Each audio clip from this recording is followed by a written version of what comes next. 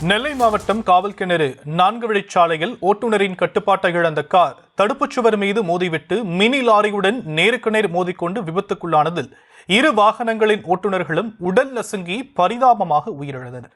விவரங்களை நம்முடைய செய்தியாளர் கதிரவன் வழங்க நாம் கேட்கலாம். கதிரவன், இந்த விபத்துக்கான காரணம் என்ன? வணக்கம். நெல்லை மாவட்டம் காவல்கிணறு 4 வழிச்சாலையில் கன்னியாகுமரியிலிருந்து நெல்லை நோக்கி சென்று கொண்டிருந்த சொகுசு கார் காவல்கிணறு ISRO மையம் அருகே வந்து கொண்டிருந்த போது எதிர்பாராத விதமாக ஓட்டுநரின் கட்டுப்பாட்டை இழந்து சாலையின் நடுவில் உள்ள சென்டர் மீடியரில் மோதி எதிரில் வந்த மினி லாரி மீது நேருக்கு நேர் மோதியது. இதில் லாரியை ஓட்டி வந்த டிரைவரும் சொகுசு காரை ஓட்டி வந்த டிரைவரும் சம்பவ இடத்திலேயே உடல் நசுங்கி பரிதாபமாக உயிரிழந்தனர். தகவல் அறிந்த பணக்குடி போலீசார் சம்பவ இடத்திற்கு சென்று விபத்தில் சிக்கியவர்களை மீட்கும் பணியில் ஈடுபட்டு வருகின்றனர். மேலும் இச்சம்பவம் குறித்து பணக்குடி போலீசார் விசாரணை செய்து வருகின்றனர்.